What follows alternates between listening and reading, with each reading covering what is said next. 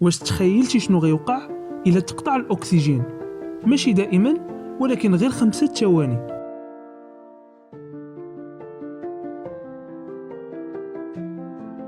خمسة ثواني ما كتبانش انه وقت طويل، ويمكن لنا اننا ندوزو 15 ثانيه ولا اكثر بلا ما نتنفسو، لكن في 5 ثواني بلا اكسجين غيتبدلوا بزاف ديال الحوايج في الكره الارضيه. بلا اكسجين ما غتبقاش شي حاجه سميتها مسجد حسن الثاني ولا ملعب محمد الخامس ولا اي حاجه مصنوعه من البيطون، لان جميع المباني غادي تطيح. والسبب هو ان الاكسجين هو العامل اللي كيربط عناصر البيطون، وبلا به البيطون مجرد غبره. الا كنتي في البحر كتبحر وتقطع الاكسجين لمده 5 ثواني فغتعرض لحروق خطيره في الجلد ديالك، لان طبقه الاوزون اللي كتحمينا من اشعه فوق البنفسجيه مصنوعه من الاكسجين. بلا اكسجين غتكون السما كحله ومظلمه في النهار، لانه غيكونوا جسيمات قليله في الغلاف الجوي، وهادشي اللي غيخربق الضوء الازرق.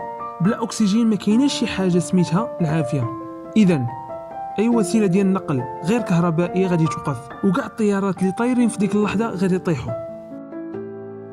وبما ان الاكسجين كيشكل ثلث مكونات الماء، فجميع المحيطات والبحور غادي يتبخروا وغيتحولوا ذرات الهيدروجين الى الحاله الغازيه.